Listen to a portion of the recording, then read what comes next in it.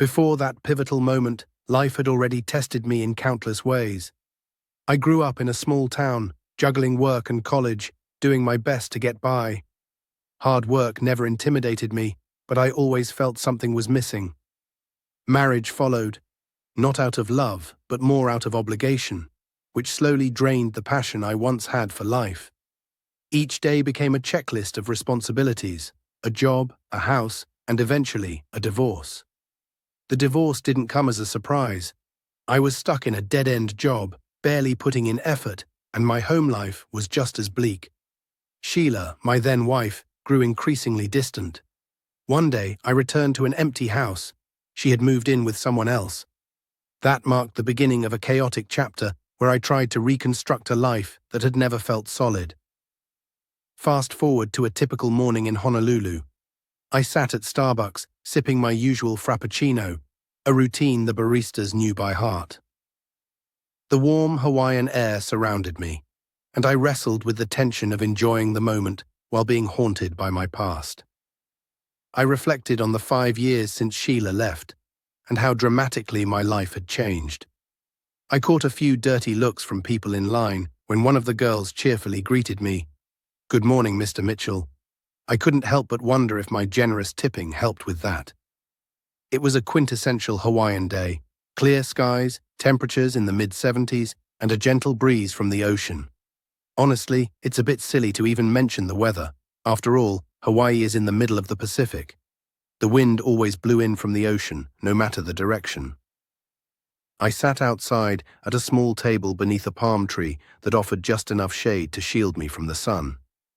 My driver, Keanu, and I enjoyed the tranquility. I was trying to read the Wall Street Journal, while Keanu was busy checking his eyelids for light leaks. My thoughts kept drifting back over the past 5 years. 5 years since Sheila divorced me and ran off with her lover.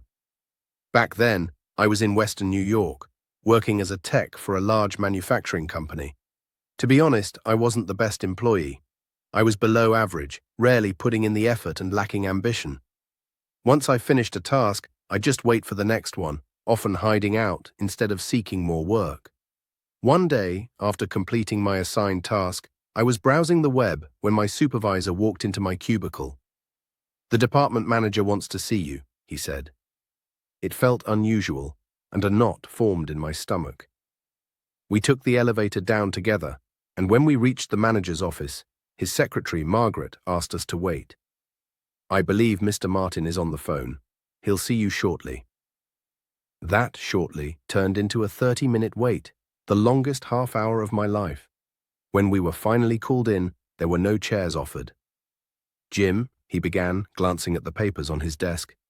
"You've been with us for," he paused, "15 years. I regret to inform you that we no longer need your services. You'll receive a year's severance and any accrued vacation in your next paycheck." And just like that, I was fired. What the hell was I going to do now? I was too old to start over. What would I tell Sheila? I packed up my things in a daze, and the next thing I knew, I found myself in a bar. I downed my 3rd or 4th drink when the bartender suggested I might want to stop. I drove home carefully. No point in risking a DWI, I thought. I pulled into the garage, but accidentally drove through the back wall. I figured Sheila must have made some changes, but the noise didn't bring her out. When I got to the door, it was unlocked. I opened it to find an empty kitchen. The table, chairs, and appliances were all gone. My first thought was that we'd been robbed. I stumbled into the living room, and it was completely bare, just like the day we bought the house. My foggy mind didn't register the pile of my things in the middle of the room. I climbed the stairs to the bedroom and found the same emptiness. Well, not entirely empty. My clothes were in a pile on the floor, and it smelled terrible. As I got closer, I realized the stench was from urine. In my state, I couldn't help but be sick right on top of the pile. I went back downstairs and curled up on the carpet. I can't say I fell asleep. I think I just passed out. When I woke up the next morning, I had the worst hangover imaginable. My head pounded, my mouth tasted awful, and my body was stiff from sleeping on the floor. I stumbled to the garage and noticed my wife's car was gone. I made my way back to the kitchen, hoping some coffee would help, but there was none. She took that too. It took a few minutes for my brain to wake up fully before I noticed a note on the counter. I picked it up and started reading. Jim, we've been married for almost 14 years. During that time, you've shown me that you're not a good husband, provider, or partner. You've only cared about your own needs. I've moved in with someone else and will be contacting a lawyer to start divorce. Proceedings. Sheila. Well, I figured I knew how the rest of the day would unfold. She worked as a legal secretary at a major law firm, and I suspected she was cozying up to one of the attorneys to use the firm against me. Thank goodness we didn't have kids. I was fuming, and when I searched for the house phones, they were all gone. At least I still had my company cell. They hadn't asked for it back yet. As a final act of defiance, I called the bank and reported my wallet stolen. A helpful woman froze all my credit cards and accounts, including the debit card. I hung up with a smirk, imagining Sheila's fury when she couldn't access our joint funds. I packed what I could into my car, but she had taken all the luggage. I couldn't even find a garbage bag. The only comfort was that my favorite bar was owned by my best friend since childhood, the only person I completely trusted. I headed there for advice. Bartenders are great listeners, and my friend had gone through a divorce, so he might know a good attorney. As soon as I walked in, Martin poured me a double. "After last night, you look like you need it," he said sympathetically. I downed it in one go, surprising him since I wasn't usually a fast drinker. I spilled everything to him, starting from when I left the bar the night before. By the end of it, I had the name of his divorce lawyer, a place to stay in the apartment above the bar, and an IOU for my severance check. Martin agreed to include my check in one of his deposits and promised to give me the cash as I needed it. A year after the divorce, I found myself in a small one-bedroom apartment in a sketchy neighborhood. My ex-wife had hired a ruthless lawyer from her firm, and they really cleaned me out. She got the house, the investment account, and wiped out our checking and savings. Almost got alimony too, but since I was jobless and broke, the judge took pity on me and waived it. Luckily, no one asked about my severance check. It might seem like Sheila came out ahead, but the house was underwater on the mortgage, the savings had less than $1,000, the checking account was drained by bills, and the 401k barely had $2,000. To top it off, most credit cards were maxed out. She must have gone on a spree before the divorce finalized, planning to leave me with the debt.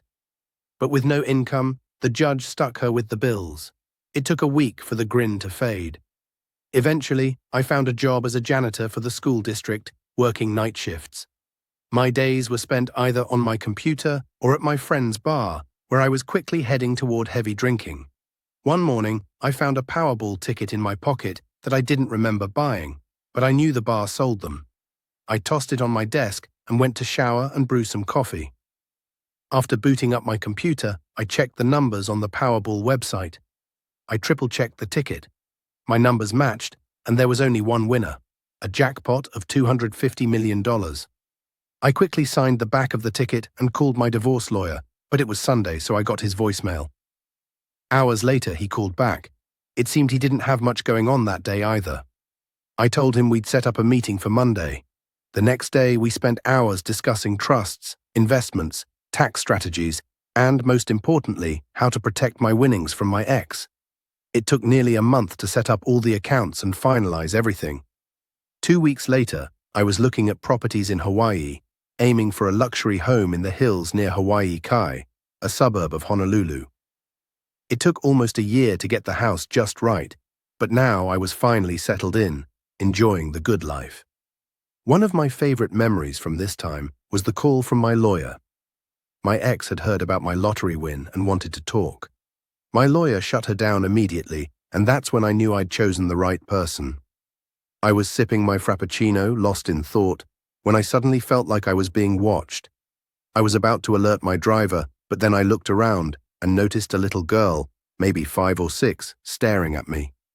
She had long, dark hair and the most beautiful blue eyes I'd ever seen, though they were filled with sadness. Clutching a small doll and holding a blanket to her nose, she tugged at my heart.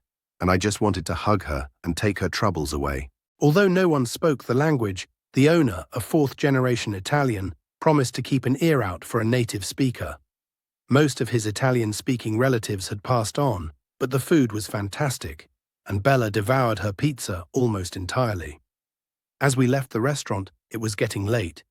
We hadn't even hit the freeway when both Bella and Alani fell asleep in the back seat. Shopping can be exhausting. Once we got home, Keanu and I unloaded the bags into a spare bedroom, while Alani and I settled Bella into the room next to mine, dressing her in Disney pajamas and helping her get cleaned up for bed. After Keanu and Alani left, I decided to have a small drink before heading to bed. Sitting on the lanai and gazing at the stars, I suddenly heard a soft voice call, "Poppy." I went inside to find Bella huddled in a corner, softly crying, and it broke my heart. I picked her up and carried her to my chair on the lanai, where she cuddled in my lap and quickly fell back asleep. We spent the night there together, and though I was stiff the next morning, it was worth it.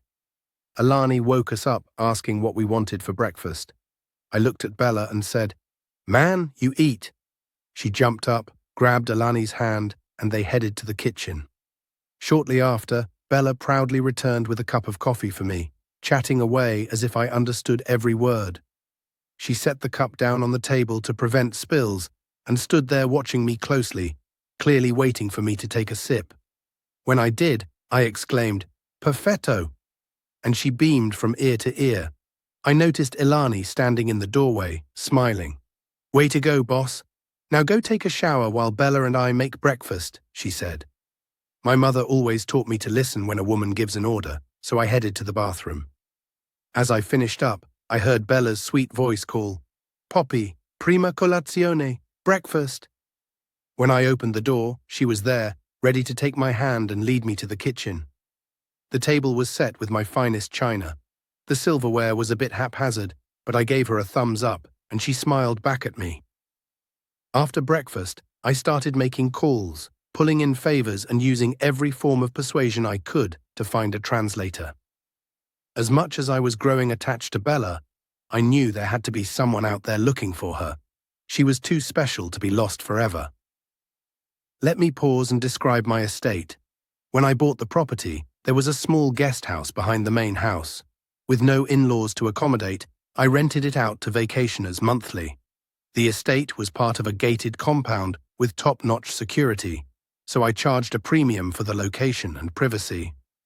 I typically attracted famous people wanting to stay under the radar. My current tenants had arrived the night before. All I knew was that it was a husband, wife, and their small child. The wife was the breadwinner with a high-profile job in national news. As Bella and I enjoyed breakfast, I heard a voice call out, "Excuse me, could I borrow some milk for coffee and our child's cereal?" I knew there wouldn't be any. Any food left in the guest house between renters was always thrown out due to the humidity. I smiled and said no, but invited them to join us for breakfast, assuring them that we had plenty to share. After a moment of hesitation, he agreed and went to fetch his wife and child. When they returned, we introduced ourselves and settled in to enjoy one of Ali's fantastic meals. I took the opportunity to explain Bella's situation, hoping they might know someone who spoke Italian. Unfortunately, they didn't, but the news anchor seemed genuinely intrigued by the story. As we enjoyed coffee from my Keurig, Alani brought out a selection of drinks, coffees, teas, and hot chocolates for the kids. My guests had fun exploring the options. Suddenly, my house phone rang. Alan answered and handed it to me. After a brief exchange, I said, "Good morning." A formal voice replied, "Please hold for the ambassador." A moment later, a pleasant voice with a slight Italian accent came on the line. "Mr. Douglas, I am the ambassador to the United States from Italy. I understand you have found the child of one of our citizens." "Yes, sir," I replied, explaining how Bella had been found and what we had done so far. He listened quietly until I finished, then requested to speak to her. I handed the phone to Bella. "Pronto," she said. For the next half hour, she listened and occasionally responded with a "sì" or some rapid Italian I couldn't follow. Finally, she returned the phone to me. The ambassador summarized their conversation. Bella didn't know her real name, her parents, or even her birthday. She had been kept by her captors in small rooms, chained since infancy. Her food was placed in metal bowls on the floor, and she was allowed to wear only the shift she had been found in. The only name she knew was simply Girl. The ambassador mentioned they would send a representative to further investigate Bella's background. He added that they had already reviewed my background and decided Bella would stay with me until her situation was sorted out.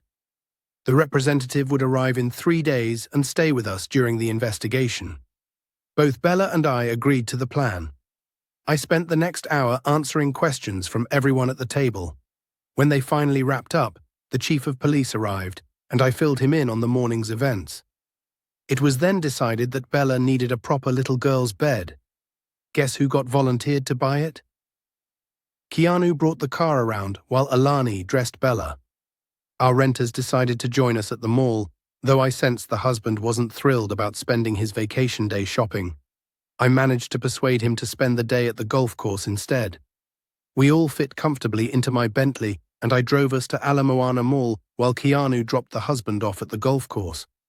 Bella recognized everyone, and when I told her we were getting her a bed, she cried tears of joy. She practically dragged me to the store that had the pink bedroom set she spotted the day before.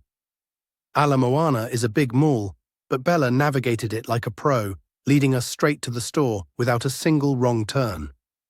I'm convinced she'll be a fantastic shopper when she grows up. While Bella didn't fully understand all the nuances of shopping yet, she was learning quickly. All she knew was that she wanted the pink bed and the giant teddy bear that came with it. I handed Alani my gold card, and she and Bella headed off with the sales lady to pick out sheets, pillows, and everything else to make Bella's room feel like hers. Everything was scheduled for delivery and set up by 5 p.m., so Bella would be sleeping in her very own pink princess bed that night. We were all in high spirits, so we decided to stop for a treat. We stopped by the food court for some junk food and ice cream, and Bella was completely taken aback. She had never seen anything like it before. She wanted to try everything, but Alani, ever the health food enthusiast, quickly put a stop to that. Still, Bella's charm was hard to resist, and she managed to sneak in a bit of junk food. By 3 p.m., we arrived home to find a large furniture truck already waiting outside. Bella's new bedroom set had arrived, and the movers were unloading items in front of the garage. Bella was so excited that she walked right up to the biggest mover and started chatting with him in Italian. Soon, they were hand in hand, with Bella leading him into the house. She took him straight to her new bedroom, pointing out the existing furniture and mimicking how they should move it into the hallway and then into the empty room next door. The movers loved her enthusiasm, and before long, Bella was in charge, happily directing them as they followed her lead. By 6 p.m., everything was set up just as Bella wanted. I walked the movers out to their truck and handed each of them a $100 tip. At first, they tried to refuse, saying Bella was a joy to work with and the tip wasn't necessary, but I insisted, and they eventually accepted. Back inside, Bella, Alani, and my renter started organizing Bella's clothes and belongings into the drawers. Despite all the new clothes we had bought, the drawers still looked quite empty, which made me realize that more shopping trips were ahead. I sent Keanu to grab some food and pick up the golf clubs while Bella showed me around her new room. In the center of her bed sat a giant teddy bear, cradling her little doll in its arms. Bella walked over, pointed to the big bear and said, "Poppy," then pointed to the doll. "Sure.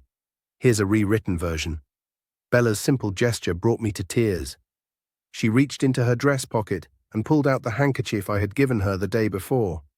Kneeling down to my level, she gently wiped away my tears. That night, I slipped into pajamas, anticipating a midnight visitor. Sure enough, Bella came over, not scared this time, just wanting to cuddle. Later that week, I received an email from the Italian embassy with the details of Bella's tutor, Miss Gina Castillo. Keanu and I waited in the arrival lounge, and when Gina walked through the gate, she was breathtaking. Dark hair, olive skin, dark eyes, and about 5 feet 6 inches. I wasn't great at estimating weight, but her figure was stunning, and her business suit only accentuated her looks. "Wow," I muttered, trying to conceal my surprise. After the usual greetings, Gina squatted down to introduce herself to Bella in Italian. They chatted for about 5 minutes, and when Gina stood up, Bella was holding her hand. I felt a pang of jealousy, but Bella quickly pulled Gina over to me and took my hand too. We left the airport with Bella walking between us, holding both our hands. At baggage claim, Gina pointed out 2 small bags. I thought, not much luggage. Hopefully she'd bring more later. Once we got home, Keanu took Gina's bags to one of the spare rooms, while Bella excitedly showed her around, proudly displaying her pink bedroom. The afternoon was lively, with Bella and Gina chatting non-stop even during dinner. They eventually disappeared into the back of the house, and about an hour later they reappeared, Bella in her pajamas and Gina in a long housecoat, both looking fresh and clean. Bella kissed me goodnight and whispered something to Gina in Italian. Gina laughed and turned to me saying, "Bella wants to know, are you still going to tuck her in, or will you be tucking me in instead?" she teased. I must have looked shocked, because Bella chimed in, and Gina laughed again. Bella also wanted to know if it was okay to climb into bed with you if she got scared, or if I would mind. It seemed she thought we'd all be sleeping together, and Gina, clearly amused, explained the situation to me. I was stunned, trying to find the right words, while Gina smiled after tucking Bella into her new bed. I went in search of Gina and found her on the patio, sipping a glass of wine. I poured myself a strong Crown Royal on the rocks and joined her. "We need to talk," I said. Gina gave me a serious look. "Absolutely," she replied. "I'm angry," I admitted. She chuckled. "I was just teasing earlier. You need to relax. First of all, Bella has never had any formal education or maternal bonding. She's essentially raised herself. Her language skills are similar to a 4-year-old's. She hasn't been taught basic hygiene and has never received affection in her life." I nodded, processing her words. "Well, her language didn't seem that far off. I figured she was around 5 or 6. Gina shook her head. "Sorry, but based on what I can tell, she's closer to 10 or 11. She went on to explain her qualifications as a child philologist, educated in Rome and Switzerland. Bella was essentially a blank slate, and we had the chance to help shape her into a productive member of society. I'm determined to help Bella see this place as hers too," I said. Gina noted, "You need to be careful how you refer to it around her." I was still processing her age, but Gina continued.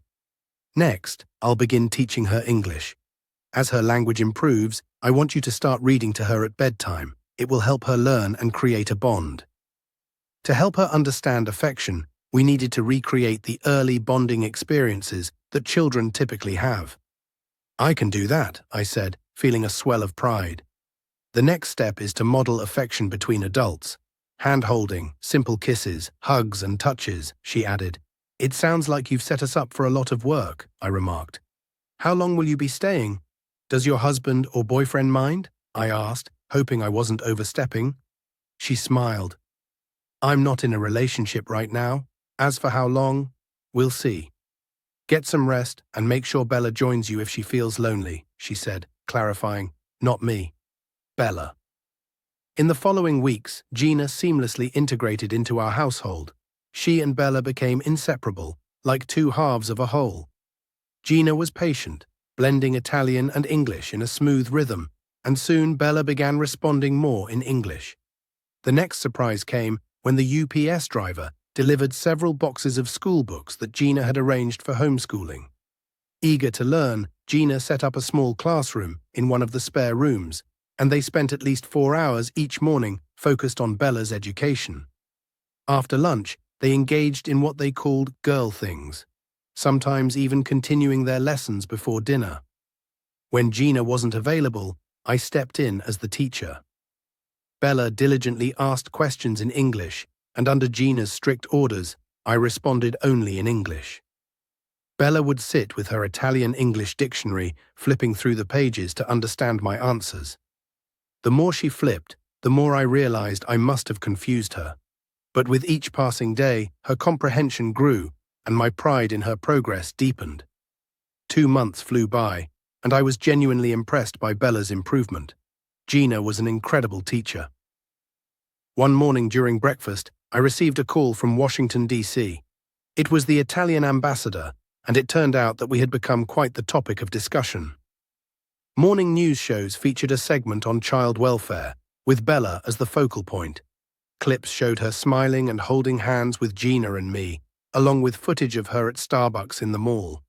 The ambassador and I discussed Bella's safety at length. Despite all efforts, the Italian government couldn't find any family for her. No parents, no siblings. Bella was essentially an orphan, and unless someone adopted her, she would be sent to an Italian orphanage. Without hesitation, I said, "I'll adopt her." The ambassador chuckled, acknowledging he expected as much. He promised to handle the necessary arrangements, but then asked a question that caught me off guard. "What about Gina? Once you adopt Bella, her role will end since she's attached to the embassy." I was stunned. Bella would be devastated if Gina left. "Could we get her a work visa?" "I could hire her as a tutor," I suggested. I genuinely enjoyed having Gina around. She was more than just a tutor. She had become a vital part of the household, and I felt a growing connection between us. The ambassador advised me to talk to her and let him know. That night, after Bella went to bed, Gina and I had our first serious conversation. I shared my decision to adopt Bella, expecting her to be happy, but instead, she erupted. "You're a good man, Jim, but this is a huge responsibility," she said, clearly frustrated. "You can't make such a decision without considering the consequences." I stood there, speechless. "I just want to give her a family, a real chance at life," I replied. She paused, her tone softening. "I know your heart is in the right place, but this isn't just about you or Bella. It's about her future, and we need to ensure this is the right decision for her." We talked late into the night. After a long night of discussion, we ultimately agreed that the decision should be Bella's. She needed to choose me for this to work. The next month, Gina was distant, and I felt like I was walking on eggshells, worried I had ruined everything. Then one morning, when Keanu and I returned from getting coffee, we found Gina and Bella waiting at the door. Bella ran to me and hugged me tightly, while Gina wrapped her arms around my neck and kissed me. "You're a wonderful man," Gina said softly. The ambassador called. "The papers are being FedExed," I replied, confused. "Don't play dumb," she smiled. "I know you've been planning everything, adopting Bella and arranging my visa so I can stay." That night, I had two precious girls in my bed. Bella was in her usual spot, and Gina spooned against my back. I slept better than I had in years. The next morning, I woke up to the warmth of Gina beside me. It was a perfect way to start the day, but I had to move carefully since Bella was curled up behind me. As I slipped out of bed, I heard them both grumbling in unison. I went to the bathroom, shaved, and hopped in the shower. Halfway through, I felt a draft. Gina had pulled back the curtain with a playful smirk. "Not bad," she teased before leaving. I started to respond, but then I heard Bella's voice outside. I made a mental note to look into summer camps for her so Gina and I could have some alone time, but I soon realized there weren't any overnight camps nearby. The following years flew by. Bella started calling us Mommy and Daddy without us even noticing when it began. Gina moved into my room permanently, and Bella stopped coming to us at night. Our little family was solidifying. Bella began attending school with kids her age and fit in effortlessly. Before long, our home became the go-to spot for playdates and gatherings. Every weekend, at least a couple of friends would crash at Alani's place, and she loved it. With her grandchildren living in California, Bella and her friends felt like her own grandkids. One time, I asked Alani if taking care of so many kids was too much for her. A big mistake. I quickly learned that Hawaiian women have fierce tempers and are skilled with knives. One Sunday, Bella sat on my lap, gazing up at me with her big blue eyes. "Poppy, when are you going to ask Mommy to marry you?" she asked. "You know she loves you, and you love her. Besides, I want a baby sister or brother before you get too old." Her words caught me off guard, but after a moment, I realized she was right. "You're right, Bella," I said, pulling her close. "How about you help me pick out a ring?" Her eyes lit up, and she eagerly nodded. The next afternoon, we went ring shopping. Bella had a list of jewelers on the island and insisted we visit every single one. What Bella wanted, Bella got. After weeks of searching, we ended up back at the very first store we had visited. The ring we chose was simple yet elegant, a single diamond surrounded by small birthstones representing Bella, Gina, and me. The jeweler even offered to add more stones if we had more kids, which made Bella beam with excitement. She approved, and I paid for the ring. Once the ring was settled, Bella took charge of planning the proposal. "Poppy, you're the best dad, but you don't understand women. I'll handle it," she said confidently. And she did. She and Alani worked out every detail for a special dinner on the anniversary of the day Bella first found me at Starbucks, a date that held special meaning for us. On the evening of the proposal, Alani outdid herself with a delicious dinner. As dessert was served, she placed the ring box on Gina's plate. Gina stared at it, tears streaming down her face. Her face lit up, and without even opening the box, Bella broke the silence. "Aren't you going to open it?" she asked with a grin. Gina shook her head, tears still streaming down her cheeks, and didn't move to touch the box. Bella shot me a frustrated look. "Well, ask her already," she demanded. So I did. "Gina, will you make me the happiest man in the world and marry me?" It wasn't the most poetic proposal, definitely not Shakespearean, but it was sincere. Bella chimed in, "Say yes so you can start making me a brother or sister." Gina picked up the box with trembling hands, tears still falling, and whispered, "Yes, yes, yes." The next 3 months flew by in a whirlwind of wedding planning. Gina and Bella were obsessed with every detail, choosing a beautiful park in Wakey for the ceremony and even arranging for a Catholic priest to officiate. The reception was set at my country club, and the guest list quickly ballooned from 200 to over 400. Bella was the bridesmaid, and Keanu stood by my side as my best man. Close friends, and even some of Gina's colleagues from the Italian embassy in Washington were invited, all expenses covered. Gina's family from Italy, including her sister, brother, and their families, were also coming, along with a few distant cousins. I ended up renting several floors of a beach hotel for out-of-town guests. The cost? Better not to think about it.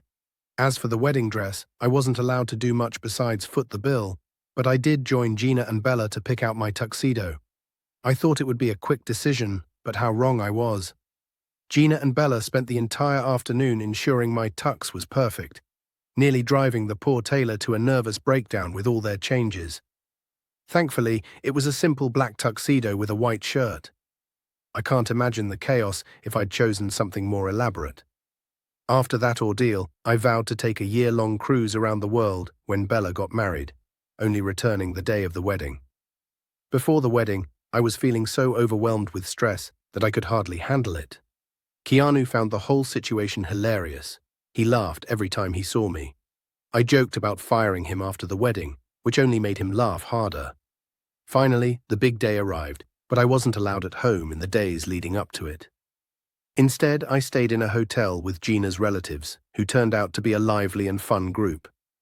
Despite the language barrier, my broken Italian, and their limited English, we bonded over my credit card. Then the moment came. I stood at the makeshift altar with the priest when a stunning vision in white began walking down the aisle. Gina, my soon-to-be wife, looked like a dream. The rest of the day flew by in a blur. I remember saying, "I do," the reception, all the congratulations, and most vividly, our wedding night. That night, we started trying for a baby, although it took about 5 months because Gina was on the pill. Our honeymoon was a blissful 3 weeks in Italy, where Gina showed me her homeland. Every night felt special, and I dreaded leaving. Still, returning to Hawaii wasn't too bad. It was hard to say who was more excited, me, Gina, or Bella, who helped with everything for the baby's room, sent out shower invitations, and attended every OB visit with Gina. However, Gina drew the line at the delivery room. Only I was allowed in. Our son, Giorgio Douglas, was born on a beautiful May afternoon, weighing 8.3 pounds. When Bella was finally allowed in, she rushed over to him and said, "Hi, Giorgio. I'm your big sister. Welcome to our home." The nurse let Bella hold him briefly before handing him to Gina for feeding. Bella watched intently, discovering the wonder of life and her place in it. Our hospital stay lasted 2 days, which felt like an eternity for Bella. She took the day off from school and was up at dawn, ready to go. Bella supervised everything, Keanu installing the baby seat, organizing the diaper bag, and picking out baby toys. She even lectured him about driving safely, reminding him, "You're driving my brother home." I knew I'd need to give Keanu a Christmas bonus for his patience. Bella had planned to show Giorgio all the sights on the way home, but he slept through the entire ride. The first few months with a baby were just as expected, filled with eating, sleeping, and diaper changes. Bella spent all her free time watching Giorgio and asking Gina endless questions. If I wanted any time with Bella, I had to carry Giorgio out of the room, or she'd follow him like a magnet. I'll never forget the day Giorgio, around 3 or 4 months old, recognized his sister and flashed her a big toothless grin. From that moment on, Bella was smitten, becoming the perfect big sister. Whenever her friends came over, they were treated to endless stories about Giorgio's latest milestones. Being girls, they loved it. It was adorable to see them gather around during diaper changes, though it was even funnier when 1 or 2 got caught in the crossfire. They'd complain, of course, but they adored him. A year passed without any major events, until one day Gina and Bella returned from their annual checkups. Bella was unusually quiet, and they disappeared into her room with a pamphlet from the doctor. I suspected Gina was giving her the talk, which of course dads aren't invited to. They spent the whole afternoon behind closed doors, but by dinner Bella seemed back to normal. Gina held my hand during the meal and shot me a look that said, "We'll talk later." That night, Gina explained what they had discussed with the doctor. The takeaway was clear. I was to keep my mouth shut and not embarrass Bella. A week later, the doctor's office called, asking us to bring Bella in for some additional tests. At the time, it didn't seem like a big deal, but we soon found ourselves going through a series of appointments. After Bella was diagnosed with leukemia, we quickly met with the oncologist, who reassured us that we caught it early. He explained that a bone marrow transplant and some chemotherapy would likely be effective. Most importantly, he emphasized that Bella could live a long and fulfilling life. I was initially worried about finding a donor, since Bella and I weren't blood relatives, but her bone marrow type was common, and many of her friends volunteered to be tested. While none ended up being matches, it made Bella proud. When the transplant day came, Gina and I practically lived at the hospital. Bella received countless cards and letters from her classmates, and thankfully, the transplant was a success. However, the oncologist recommended additional chemotherapy as a precaution. Bella became quite ill, and as her hair fell out, Gina and I decided to shave our heads in solidarity. We must have looked quite a sight. Bella picked out headscarves for us. Hers and Gina's looked lovely, while mine was a comical mix of colors and patterns. They would snicker at me, but I didn't mind. All that mattered was supporting Bella. One day I got a call from Bella's school asking if I could bring her to a homecoming rally. When the day arrived, Gina and I escorted Bella into the gym, where we were met with an incredible sight. 200 bald teenagers had shaved their heads in solidarity. Bella, though weak, held my arm tightly and beamed with joy as her classmates chanted her name. She and Gina cried tears of happiness, and I found my eyes welling up too, probably from something in the air. About a year later, we received the wonderful news. The chemotherapy had worked, and Bella was declared cancer-free, just in time to start high school. We were overjoyed. That night, I overheard Bella telling her 3-year-old brother that she would be there to help him grow up, and I couldn't hold back my tears. I hadn't realized until that moment how much Bella had been grappling with thoughts of mortality during her illness. After her diagnosis, Bella and Giorgio became inseparable. Wherever one went, the other followed. This bond prompted Gina and me to enroll Giorgio in preschool, hoping he would gain new experiences to share with Bella. Their connection deepened, And as the years sped by, Gina and I also grew closer, having navigated Bella's illness together. Our relationship evolved into something reminiscent of an old married couple, still physically affectionate once or twice a week, but we no longer cuddled on the couch every night. Bella's sophomore and junior years flew by, and soon we were discussing college plans. She didn't want to leave home, so she applied to Brigham Young University, Hawaii, drawn by its stunning campus near the Polynesian Cultural Center. During the Christmas holidays, I noticed Bella wasn't her usual cheerful self. I thought it was just the stress of the season and the impending college decisions. But shortly after, we received a call from her school. Bella had collapsed and been rushed to the ER. The doctors ran tests and kept her overnight. The next morning, her oncologist came in and ordered more tests. That evening, he sat us down. His words were simple. "It's back." Gina collapsed into my arms while Giorgio fled the room, unable to face the reality. I approached Bella's bed and said, "We'll beat this again. There are new treatments and you'll still graduate in the spring." The doctor took my arm and shook his head gently. "I'm sorry," he said softly. "She has about 4 months." Gina collapsed again, but Bella hugged me from behind and whispered, "Just hold me, Poppy." We cried together, my little girl and I. Unfortunately, Bella didn't make it to the 4 months the doctor predicted. She passed away about 3 months later, with Gina and me by her side. Giorgio sat at the foot of her bed, clutching her favorite teddy bear, tears streaming down his face. The funeral was somber, with most of Bella's senior class. In attendance, they each carried simple white flower leis, which they laid on her coffin. I'll admit it, I cried like a fool. My little girl was gone that night. I had my first dream of her. I saw a little girl with beautiful eyes watching me at Starbucks, and those eyes wouldn't leave me. I got up, grabbed a bottle from the bar, and drank until I could sleep. That became my routine for months, but one morning as I reached for another bottle, I saw Olani watching me with disapproval. "It helps me forget." I said it eases the pain just for a while. She looked at me and said, "You've been drunk for 6 months. Gina wouldn't want this." Then she hit me with the hard truth. "Your wife and son have left you. They've gone back to Italy, and they won't come back until you're sober." It took a moment for her words to sink in, but when they did, I knew she was right. I decided it was time to sober up.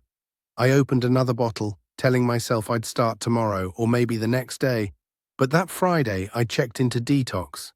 After that, my plan was to go to Italy, reclaim my family, and do what Bella would have wanted her Poppy to do,